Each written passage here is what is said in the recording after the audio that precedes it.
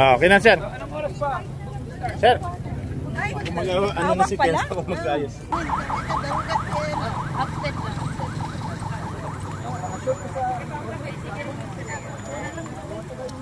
Bantay bitaw niya mang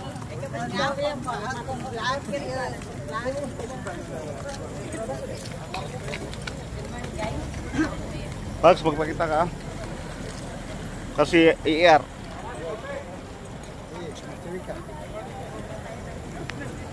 Abante tayo, abante. Ang naiwan tayo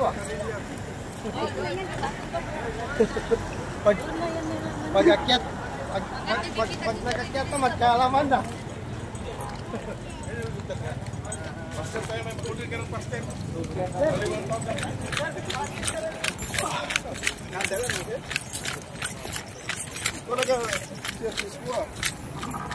Picture para sa IR.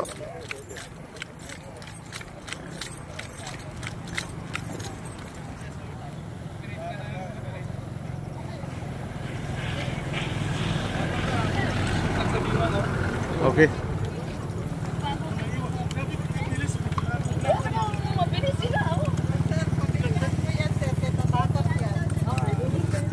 Sige lang,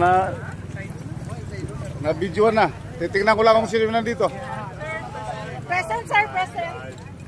Okay, yung nandito ha, pakakita lang ha. Hindi pwede makalusot kasi may video tayo. Pag wala rito mamaya sa video, matik na yan, explanation. With subscribe yan ha. Kaka, assalamualaikum. Nagkita na naman kami. Paglas. Ano ka na, sa isa ko na? Ay, kiri. Robun? Oo.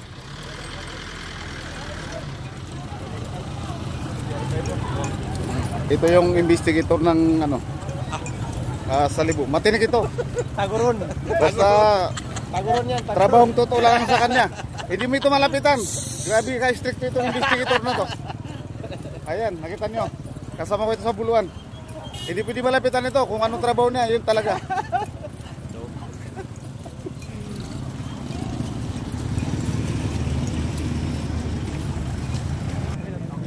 Dapat nandun na Facebook sa sasakyan. Hindi pwede nga yung si PD nga naglalakad. Hindi, mag-video ba? Mag-video ba? Tao, batang mo ito, sir. Bata nyo. Pare. Batik. Sir.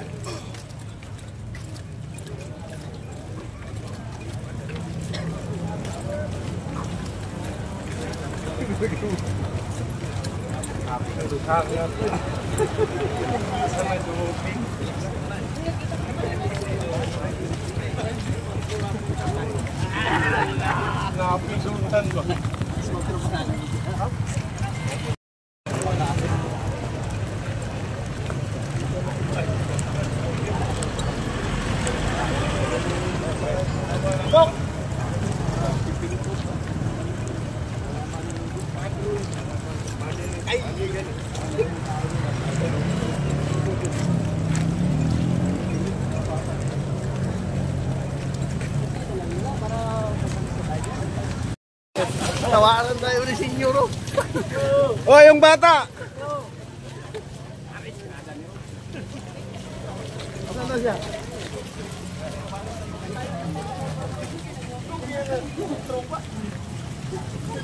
Ito, bata pa ito. Oy. Ito na po mga ka-RP. Dumating na po tayo. Ayan. Ang haba ng nilakad po natin mga ka-RP. Unity walk po ito.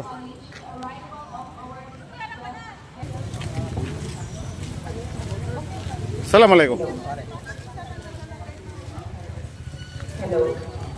Sir.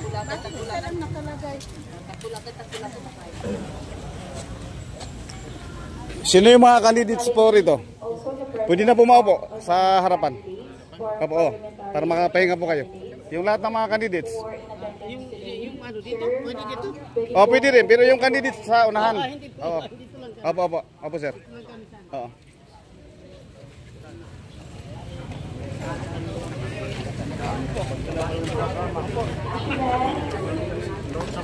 Sino yung mga candidates dito? Mga candidates. Sino yung candidates ninyo? Candidates. Hindi nyo alam kung sinong leader niyo na ibubuto niyo pagdating ng eleksyon? Yung candidates ninyo? Ha? Yung sa candidates ba? Kung may bus kayo, kung sino yung sinama niyo na candidates, doon lang pa upuin sa unahan. Kasi hindi niyo pala alam kung sino yung candidates ninyo eh. Wala ba kayong commander na sasali sa pagdating ng eleksyon? Wala? Ayun na yun, yun ang candidates ninyo. Paupuin lang sa unahan na. Okay, banat. Oo.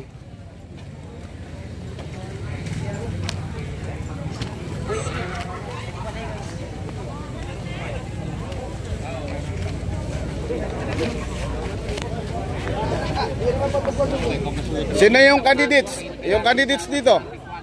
Candidates? Sino yung kasama niyo na candidates? Hindi niyo alam? Doon lang pa open sa unahan na. Kung sino yung candidates na kasama ninyo? Doon lang pa open sa unahan. Dito po idol yung ano, napansin ko yung idol ko na the reason is also the same reason reporter. Sir, lahat ng supervisors namin is nasa Tawi-Tawi for kilala rito. Conference meeting.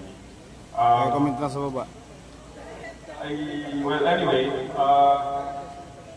isa lang naman ang sasabihin eh. Kung sino mang comment lang naman sasalita dito, isa lang naman ang sasabihin namin. Pare-pareho lang kami nasasabihin, but bago ko sabihin yung mga message na yun, magagalit ako. I have to say this. I understand that this is a 4-in-1 activity. There is the unity walk of the MINAC. We will be having our covenant signing. And we also have this interfaith rally and the candidate forum.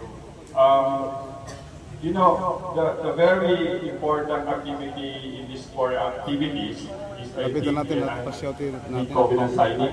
Because, you know, covenant signing is a peace covenant that we are affirming our dedication to an honest, orderly, and violence-free election.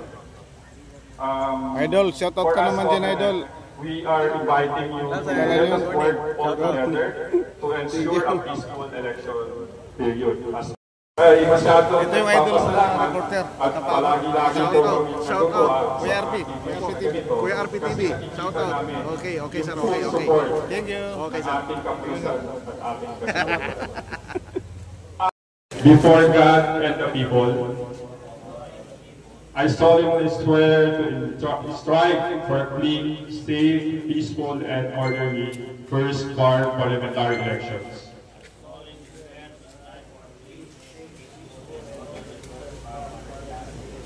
As an aspiring candidate, I will act with integrity at all times.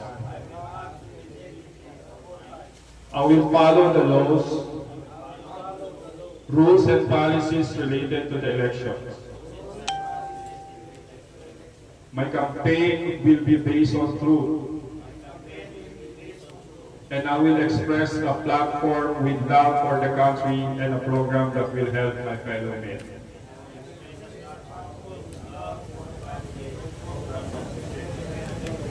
I will renounce defamation, violence, intimidation, spreading of incorrect information, false influence, and fraud.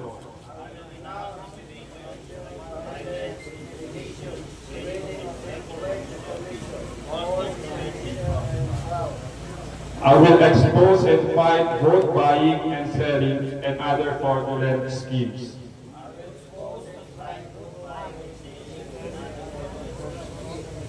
I will respect the right of all the citizens to freely choose a community leader.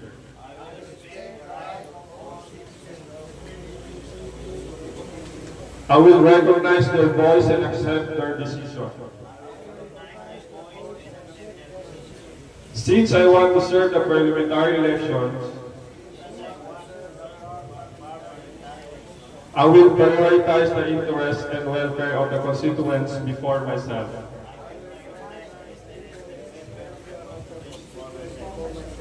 If I am elected, I will develop my skills so that I can effectively perform the duties associated with the position I aspire for.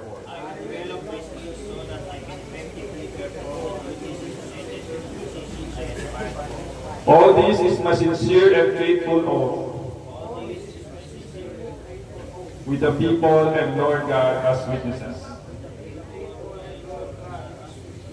Thank you. Thank you so much, Sir Zagam.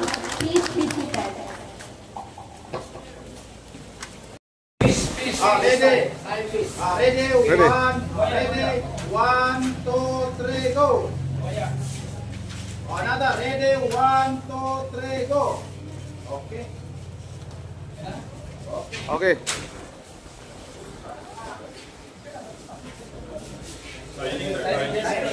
At this point, Sir, sama sila the following signing requesting our dignitaries, security forces, religious sector representatives, and candidates to please join the province.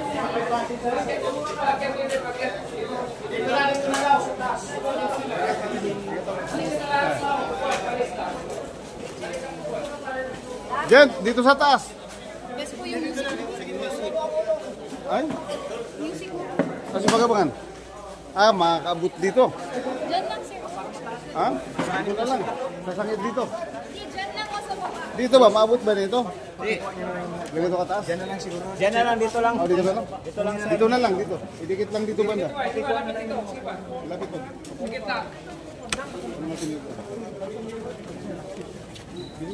Okay. Sige pa, sige pa.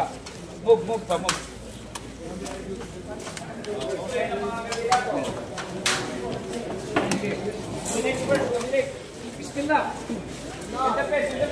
May upan pa doon.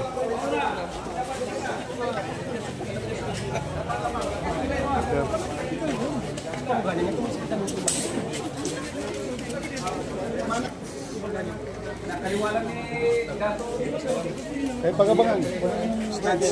Music.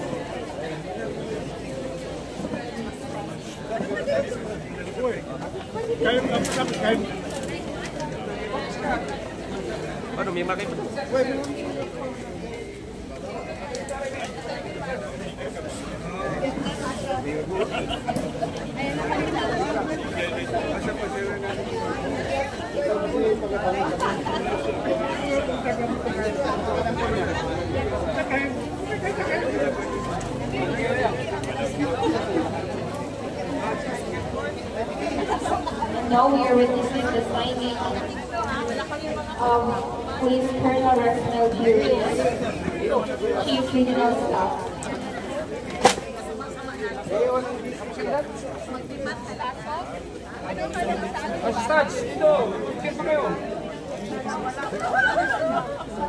Our religious sector to please have your representative.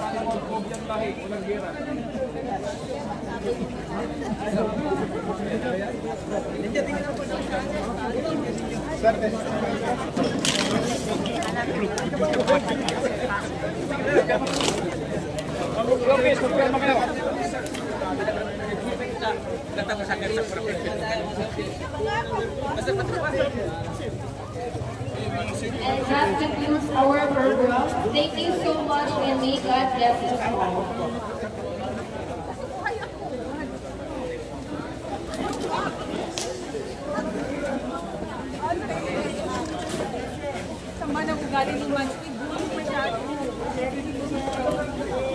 Once again, thank you so much to everyone who came and witnessed the Unity Walk, Peace, Covenant Signing, Interfaith Rally, and Candidate Forum in relation to March 2025 Parliamentary Elections.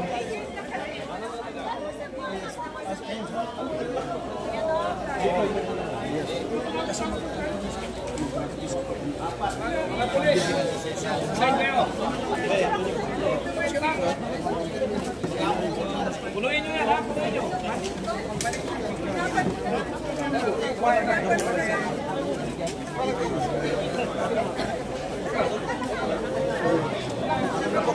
Sir, mauna kami.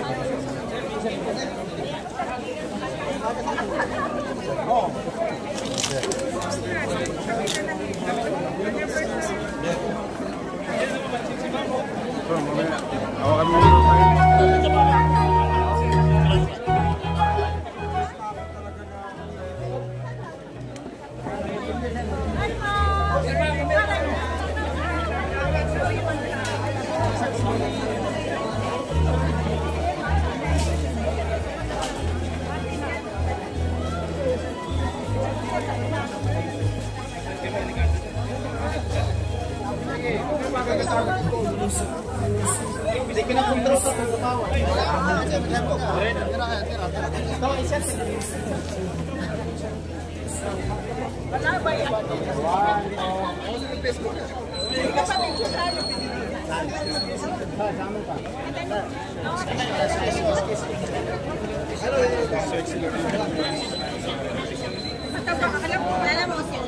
Sinundo pa nito eh.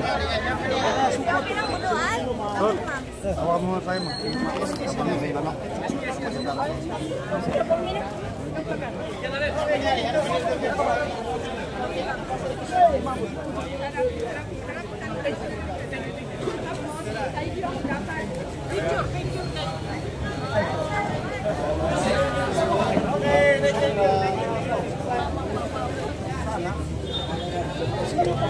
Bigyan mo na ito.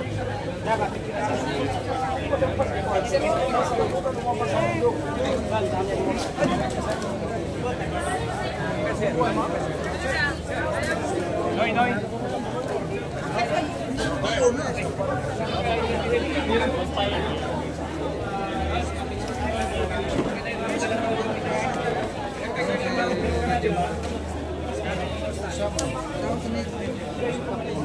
Pinakapas ang video. Mana sa sisi? Ay, nasa. Aram mo niya. Muna sa baba. Para atas makita. MP.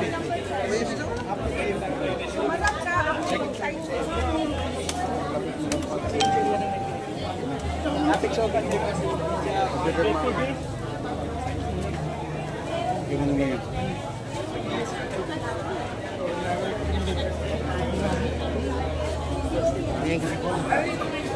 Tingnan siya. Iradya mo. Mataw mo rin naman ito.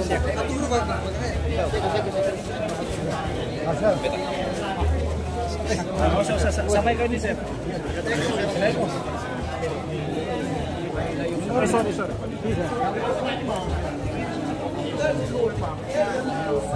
Okay.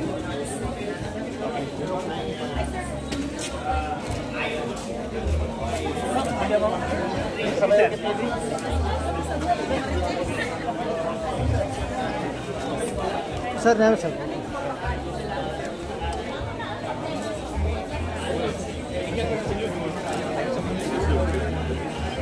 sabi lang yung sabi.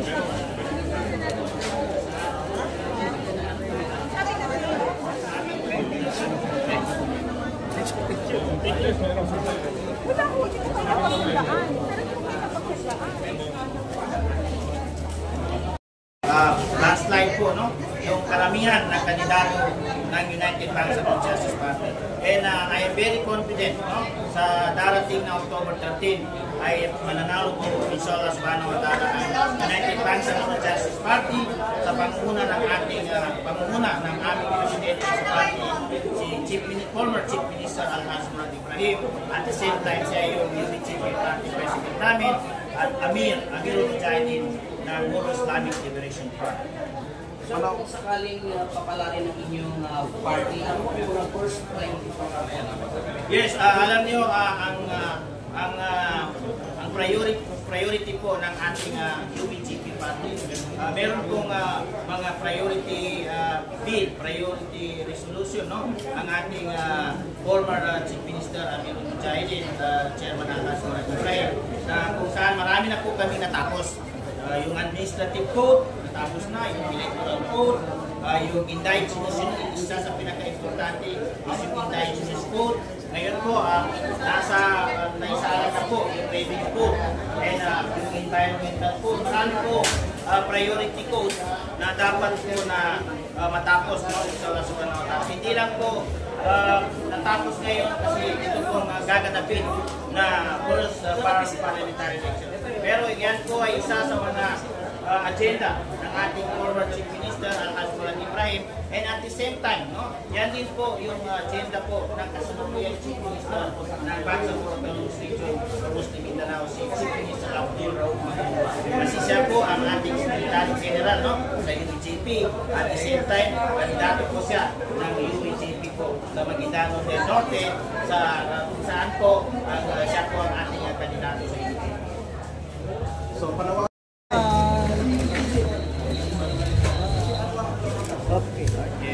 Okay. Yes, sir. tama. Kayo may ligtas, walang problema.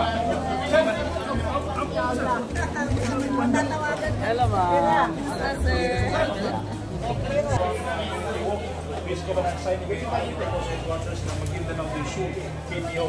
Pero sir, kung paano po materialize ito po na isip ko, please ko ba signing kayo nga dito po sa headquarters ng Maguindanao del Sur, KTO.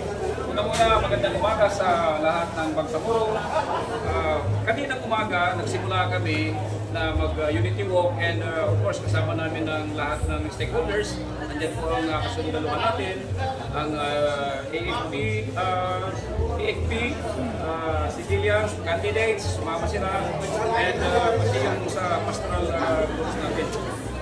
Galing doon sa Saripagwak, kami ay naglalakad papunta dito sa PPO natin upang ipakita na sama-sama ang lahat ng stakeholders sa pagbubuo ng isang matatag na farm, no? Dahil dito sa election, lalapit na election ng Bangsamoro Parliamentary Elections, no? Itong kauna-unahan na idadaos ngayong October 13, 2025. Para sa inyo, ano ho ang kaibahan nitong farm election sa mga previous election na naisagawa na before, Colonel Sir? Well, inshallah, itong first BPE ay palagay ko ay malapit sa aliwalas, tahimik at hindi katulad ng midterm elections and barangay elections na mayroong mga nagdaan ng mga problema.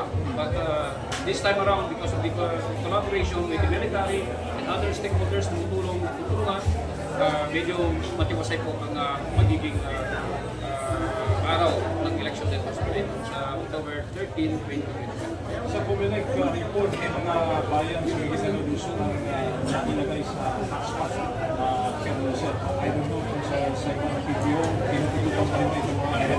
Well, tinututupan natin yan. Actually, initially, doon sa inilagay namin na mga masasabi nating hotspots ay tig-apat na pulis ang ilalagay po natin doon. At of course, nandyan yung presence ng ating sundaluhan.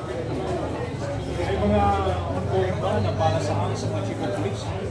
So far, wala naman dahil ang chief of police ay hold pa yan. No? Lahat ng movement ng PNP ay nasa kamay ng ating COMELEC. So hindi basta-basta tayo mag-aalis o maglalagay ng Chief of Police. Unless otherwise, that is yung ipagpapaalam natin or with the confirmation of the COMELEC. Ano na sumasagot sa parliament ang gumamit dito kasi sinong office ko na sa inyo? Dadalawa ang naitala doon na hindi nakapunta at yung kasamahan nila naman ay pa rin naman. Okay. So sa palagay ninyo, sapat ang ating pagpusan sa buong lalawigan na magiging natin sumo na magpapatay. Ito ang nagaman ay sa loob pamakan. Ito na lang sapat ang ating kapulisan. Maguindanao del Sur ay maaari pa yung dagdagan ng region. Sila nang bahala doon kung paano nila i-work out. But as of now, sapat ang kapulisan natin. Generally, sir, everything is under control pa rin ng PNP. Inshallah, generally, ang Maguindanao del Sur is generally peaceful. Wala tayong problema dahil antabay ang ating kapulisan.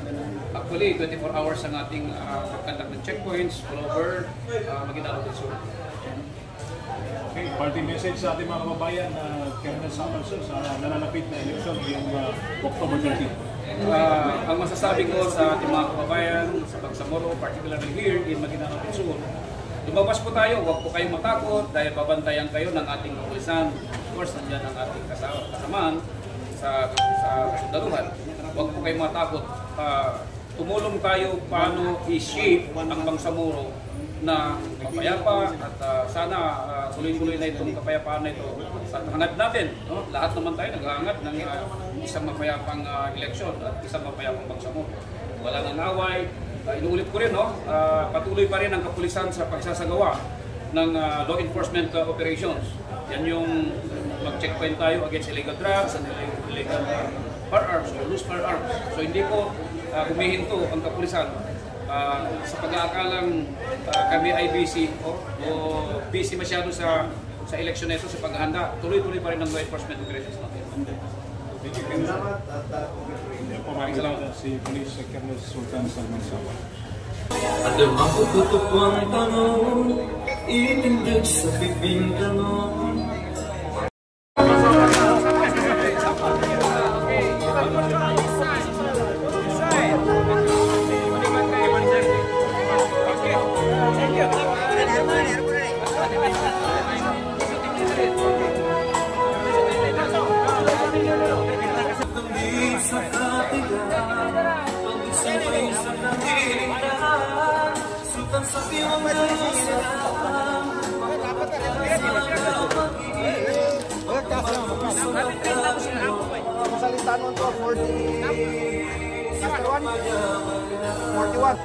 Ito na po.